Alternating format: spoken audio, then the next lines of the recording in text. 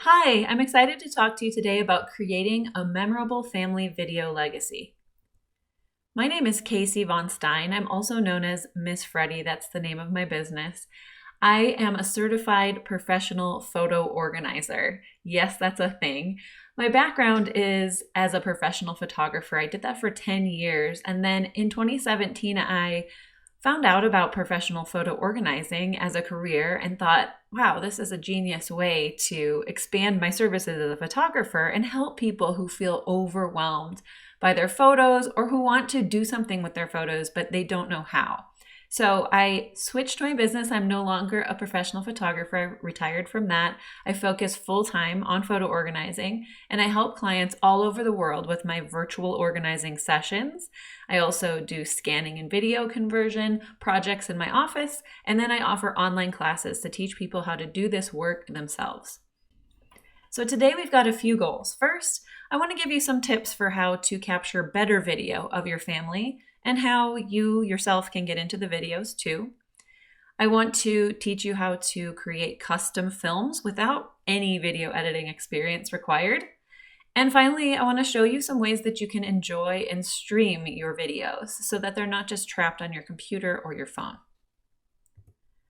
So first, let's talk about capturing better videos of your family. I have a few tips for you. First of all, I know this sounds silly. It doesn't seem like that big of a deal, but start by cleaning your lens. Just take a little soft cloth like you'd use to clean glasses or even like the bottom of your shirt and wipe off the lens of your phone camera. It is filthy. It gets fingerprints on it. It gets our facial oils on it if you're using the front camera after you've been talking on the phone. It just, it's always with us in and out of our pockets. It just gets dirty. And so this can impact the quality of your videos, the crispness of your videos and photos. And so just a quick 10-second swipe of the lens with a clean cloth is going to be the biggest improvement I can suggest for your videos. After that, I suggest enabling grid lines on your camera. This can be done in the settings of your phone under camera. And grid lines appear on the camera when you're taking photos or videos, and they are a great resource to help you line up your videos to make them level. So I have grid lines on my video, and I try as I'm filming to make sure those grid lines match the horizon line of my scene. And so that way the video is not, tilted or making you feel all dizzy. I can try and make sure that it's level with what I'm filming. My third tip is to tap the subject of your video, which will allow the camera on your phone to focus on the subject and also adjust the exposure of the video automatically so that if the subject is appearing really dark naturally, then when you tap on them, it should brighten up the whole frame and the whole video so that you can see your subject properly. It works in reverse too. If your subject is like super bright and you're having a hard time seeing them, tap on them and it will lower the exposure to adjust for that subject, and then you just kind of get a better result overall. My fourth tip, don't zoom. I know phones are so convenient. You just tap your fingers on the screen and you pinch and open your fingers to get closer and farther away. But the way that the technology of the camera works is it is a set focal length. So when you open your camera, it shows you like this is what the camera lens is supposed to do. This is the focal length of the camera. When you zoom, it starts using digital zoom. It's not actually like a lens that can zoom in. So it's digitally zooming and you'll immediately notice things get pixelated. And so that's going to lower the quality of your video, especially you'll notice it if you try to play it on a big screen. And so my advice is to just walk closer to your subject if possible, or walk farther away if you need to try to zoom out. Actually, physically walking closer or farther away from the subject while you're filming is going to give you a much better quality video than if you use your fingers to pinch.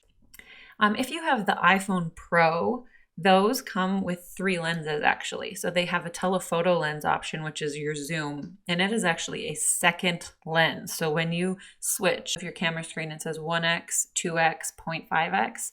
those are 3 different lenses that you can switch between. So if you do 0.x, that's a wide angle lens. If you do 1x, that's the standard lens. If you do 2x, that's the telephoto lens. That's going to move you closer. It's going to zoom in, but it's a secondary lens that's crisp at that amount. It's not a digital zoom. All right, and my 5th tip is often the most controversial. I recommend filming horizontally. I know in this day and age, we are so used to taking videos with our phone vertically. That feels natural, but video was built and created for a wide screen, your TV screen, your computer screen. And when we take videos to fill the phone screen, when we try to play them on a bigger screen, it's disappointing because it just fills the center pane of the screen, and then there's these black bars to the sides, and the video appears so small on your wide screen. So if your goal is to create legacy videos that your family can watch on the big screen, a TV or a computer, then I really recommend you flip your camera like you see here in this picture to film horizontally. It is a learning curve initially. I made this switch several years ago, and it was hard to adjust to. Now it's just second nature. So give it a try. Film horizontally. It will have a much better impact in your finished video product. All right, how do you get in the video? This is so important for our legacy videos because our children want to remember us being there with them in these memories. And I know that this is hard. I know it's more comfortable to stay behind the camera, but I encourage you to try to get in front of the lens too and film yourself with your family. So 3 tips I have for this. Number 1, film in selfie mode. There's nothing wrong with flipping the camera into selfie mode, holding it out in front of you, taking some videos of you talking to your kids, loving on your kids, like just walking around in the moment in selfie mode. Nothing wrong with that. It's great. Number 2, you could set down the phone. So this summer I was miniature golfing with my kids and I wanted to try to get into the video myself. So I walked over to the other side of the hole and I set my phone down on the ground, leaned up against a rock, and just turned it on and let it start filming us the whole time we were on that hole.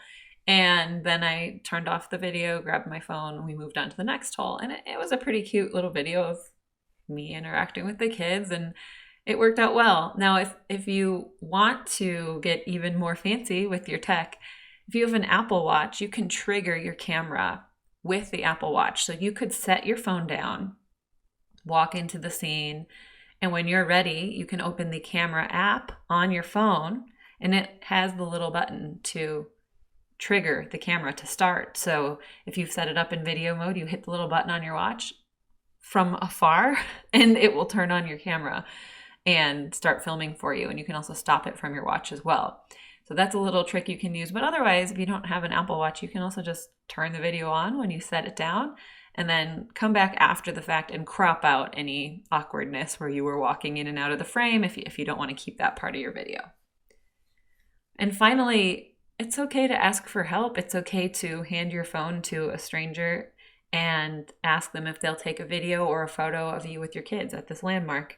One thing I find it helpful is to give some instruction if you're particular about your photos like I am. So I'll say, oh, can you please take this horizontally and just grab a shot from the waist up? And that's all they need. Then they can get a photo that you like. Another tip is I like to look for a younger crowd. Like if someone in like 20s and younger they're like so good at taking photos of themselves and they know the flattering angles and they're just like, they're a different generation. They know a lot about this. So I usually try to ask someone I see at the location who's a little younger, and I'll sometimes get better results than asking somebody who's a little bit older in general. Okay, that's a generalization. All right, there's a couple other things you could consider in terms of gear to improve your videos. So one thing that I have that I use frequently is a tripod or a phone stand. So that's these first 2 items you see here. They show it with an iPad in it, but it also holds the phone. It will hold it vertically or horizontally. And this stand is great. I use this a lot for my business if I need to film behind the scenes. So I will set this stand somewhere in my office, put my phone on it, turn on the video, maybe in a time-lapse mode, and all work without having to hold my phone. It's also great for like a hands-free FaceTime session. That's a bonus. Like if you want to talk to grandma and grandpa, you can set this little phone stand here and have the kids talk to them. And then there's none of that like kids running around with the phone and who's even in the scene anymore, and it's making grandma and grandpa dizzy. So this phone stand is great. I got it off of Amazon. I think it was about $20. And again, it'll fit iPads or iPhones of any size, vertically or horizontally. I love it.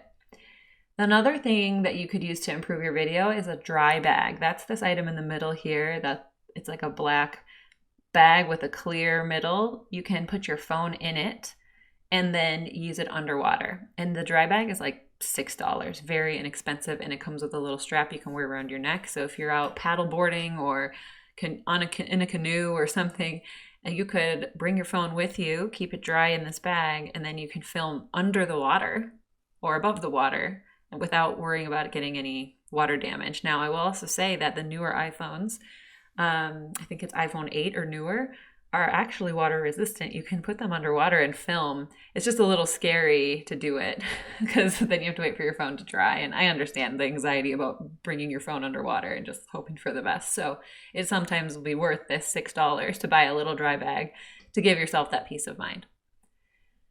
And finally, this year we got a GoPro. I know they've been around for a long time, but I finally decided that my kids were old enough, I should get a GoPro for them to film some footage. And my gosh, we had so much fun on water slides at our local water park this summer, having them take the GoPro down.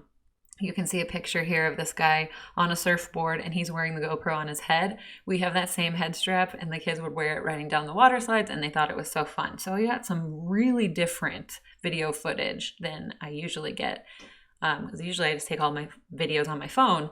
The GoPro really gave us a different angle, and they sell several attachments for it, like the one he's wearing on his head. We also have one that's more of a selfie stick, so I use that to hold it out and get videos of me with the kids.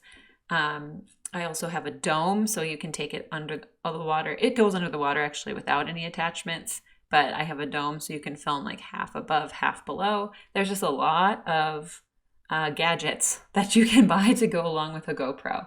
So it's not required by any means, but it has added a totally different element to our video footage for my family. All right, now that you've taken your videos, let's talk about creating custom videos for your family. So first, you're going to need to select a video editing program for you. My most common recommendation is iMovie. It is free on your Mac computer and free on iPhones. So many people have access to this, and for free, it's a great place to start. It offers so much functionality, but it's also a simpler interface than some other video editing programs, so it's kind of a great place to begin. The other option, if you're a PC user, is a paid program called Wondershare Filmora. It has more functionality than iMovie, but is pretty similar in its layout and setup. And you can buy it as a one-time purchase instead of a subscription so that you don't have to continue to pay for it indefinitely. One great thing about Wondershare Filmora is it comes with a small stock library of music that you can use too, royalty-free. And I will talk more about music in a second. But Wondershare works on Mac or PC. Again, if you're a Mac user, though, I think you might as well just start with iMovie since it's free. And then finally, InShot is a really popular phone app for video editing. I think there's a free version and then there's a paid version with more features. This is really popular with the younger crowd who's making those really fancy TikTok videos. But yeah, you can play around with this on your phone if it's going to be more convenient for you to edit and make a custom video on your phone than on a computer. So most video editing interfaces are going to look something like this here. This is iMovie on my Mac. And I follow the same workflow for every custom video I'm making, these 5 things. Number 1, I add the media onto the timeline. Now, to make this go more smoothly, I usually spend a little time before I even get into this program, deciding what media do I want in this project. Let's say we went on a family trip and I took 60 videos in that week, and Some of them are great and some of them are not. I'll take a few minutes to go through and review the footage, delete the things that aren't great, or star the things that are my favorites so that I only bring in here what I've already previously decided deserves to be in the video. It makes it a little bit easier to focus on video creation when you've already decided, these are the things I want in my video. So once I made that decision, number one, I add the media onto the timeline. That's at the bottom here. So I'll drag all the videos I've selected, put them down here on the timeline. Number two, I'll add music. So I love adding a soundtrack to my videos. I'll show you an example of a finished one in a little bit. But music can be tricky, and I'm going to talk more about that on the next slide. But if you want to add different music, like a soundtrack that plays over your recorded video footage, then you could do that here. You just drag the music file onto the timeline as well. Step three is I clip all the videos to just feature the best parts. And also, if I'm using music, I clip them to try to line up with the beat of the music so that it switches clips right as the music beat drops. I clip every single video. Most of the videos I take of my family are 30 seconds or shorter, but then when they're in here, they're usually 10 seconds or shorter. I like to keep my video clips short and to the point, just the highlights, and then it makes the video move really quickly and holds our attention better. So once I've got all of my videos clipped and I've really shortened things up, then I'll go ahead and add a title. That is, if you look at the top of this screen, there's a section that has titles as options. And then sometimes I'll add transitions like between the title slide and the videos, or maybe I'll fade to black at the end of the video. I don't use a ton of transitions, so that's optional, but I'll add that at the very end. And finally, I export the video out of this program so that my family can enjoy it. That's an important step because you're going to spend a bunch of time editing here and you want to free the finished product so that you can share it on YouTube or put it on social media, or we'll talk more about it, but let your family enjoy it in different ways. So let's talk more about music. Music is a little complicated. If you are hoping to upload your finished videos to YouTube, a streaming service, social media, you have to use licensed music. You can't just purchase a song in iTunes and pull it into iMovie and use it. The video will get flagged on those services and taken down because you don't own the copyright to the music. There are websites, though, where you can license songs. My favorite is MusicBed. There's great music on their website. You can get a subscription where you can use unlimited songs throughout the year. They're a little expensive, though. Or you can purchase individual songs if you're just hoping to make one video and be done. Soundstripe is a little bit more affordable option than MusicBed, and then Pleasant Pictures Club is also a popular one. Like I said earlier, if you do purchase the Wondershare Filmora program, it comes with, I think it's about 200 stock music options that you can use in your videos, which is nice. You don't have to pay anything extra to use that music, and then it wouldn't be problematic if your film had those songs when you upload it to YouTube or social media. All right, let's watch an example video.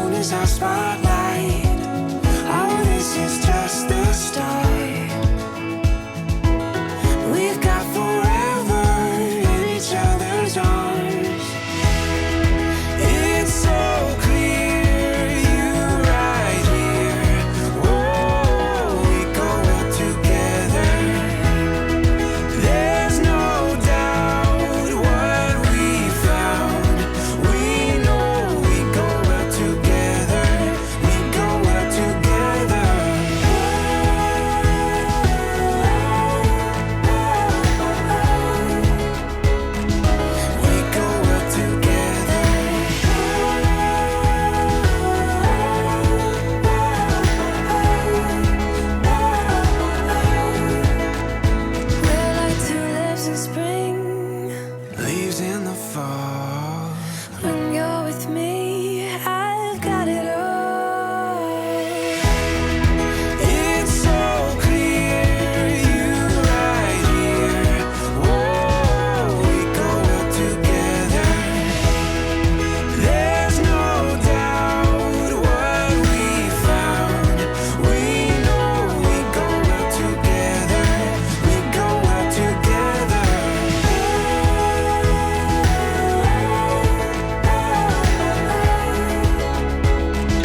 We go out together. We go out together.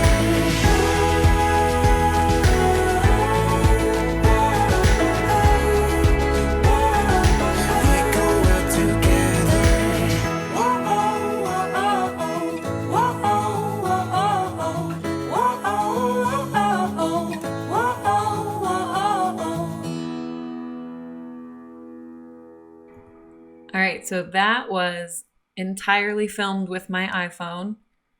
Clips from about 6 months of just everyday life. We didn't have any huge vacations in there or anything. It was just everyday moments. And I love how when you add the soundtrack over the top, that was a song I purchased from MusicBed.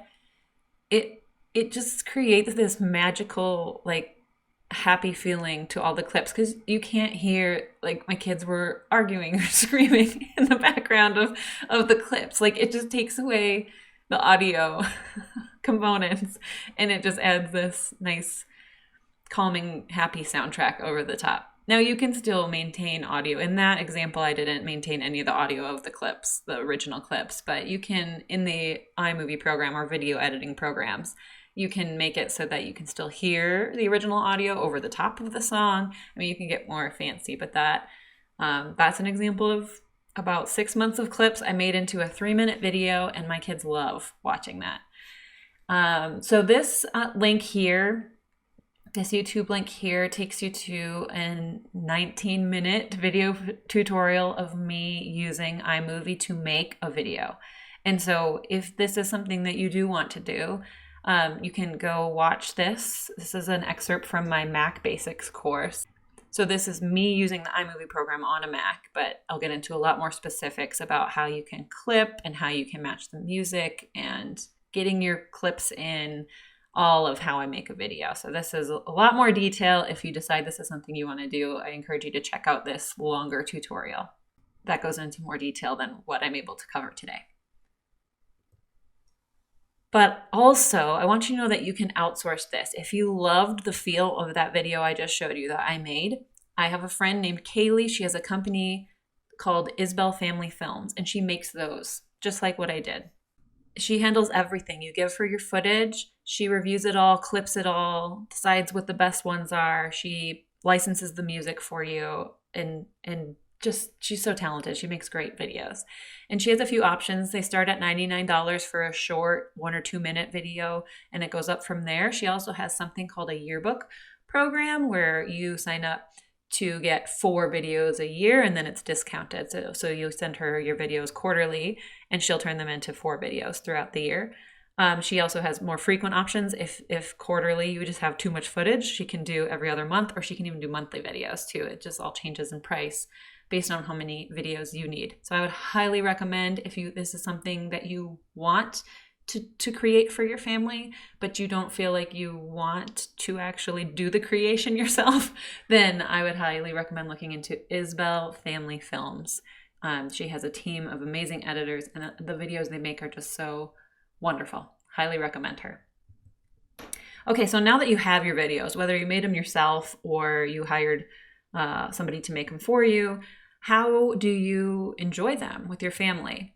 So there's a lot of different ways. Once you make a video, let's say you make it in iMovie and you export it, you can save it to a flash drive. This is probably the easiest because most TVs now have a USB port. You just plug the flash drive in. You switch the input of the TV to be USB, and it will show you the videos that are saved on there, and you just hit play. So that's probably the easiest, lowest tech solution. Even my non-techie parents have figured that one out. So that would be a good starting point. Another option is to buy a dongle, they're called, to attach to your phone. So if you made your videos on your phone and you're struggling to get them off of there, you can buy a dongle that plugs an HDMI cord into the TV, and then the other side of the dongle plugs into your phone, and then it just broadcasts what's on your phone screen on the big screen. So you can play the video on your phone, but it's playing on the big screen for your family while your phone's plugged into the dongle. Another option, which is pretty popular, is uploading it to a streaming service. So you can upload your videos to YouTube or Vimeo. Those are two popular ones. And then if you have a smart TV, you can just install the YouTube app or Vimeo app and play the videos right on the TV. A tip that I would have here is you can make a playlist. I have an unlisted playlist for my family where I upload all the videos like the one I showed you. And so my kids can open the YouTube app and play our playlist in order and watch several videos that we've made on the big screen without requiring my presence or the phone even to do that. My tip would be to make the playlist unlisted so it doesn't show up in YouTube search. People can't just stumble across your family videos. I don't recommend using the private video setting because that is specific to an email address. So if you want to share these videos you made with extended family, you would have to authorize everybody's individual email address to access the file. And I don't know, long term, thinking of a legacy, I don't know what all the email addresses are going to be in the future that I want to be able to have access. So I personally have uploaded all my videos that I make to YouTube as unlisted, and then I share the link with people that I want to have access to it. Another idea that's kind of fun is to include a QR code for your video in a photo book. If you are somebody who makes a printed photo book after a vacation or maybe a family yearbook of everyday memories, you can incorporate your video alongside your photos by using a QR code. The way that I do this is, as I said, I upload my family videos to YouTube as unlisted. I then have that YouTube link, which I place in the QR code generator website. And for free, it generates a QR code for that link. Then I can use the QR code I saved from that website just like a regular photo. So in my family yearbook here that you see, I just placed the QR code alongside all my pictures like it's a picture. And then when I am reading this book with my kids, we can take the phone, scan the code, and watch the video at the same time that we're enjoying the yearbook. It's really fun. It kind of blew my kids' minds the first time that we did this. The final option that I want to share is something that I just discovered this year, and I've started selling these as part of my business. I call it a family video book. So here are my kids looking at ours that holds our videos from 2020. It is just this little book that has a screen inside of it. When you open it, you can see the picture of them looking at it. When I open the book, it just starts playing the videos in the order that I've put them on to the device. And so they can open it and watch all 6 videos from 2020 in order. And it's not a tablet where they have access to the internet or anything. It's just playing what I have put on the device. And so this is a really cool thing. I have one for 2020. I have one for 2021.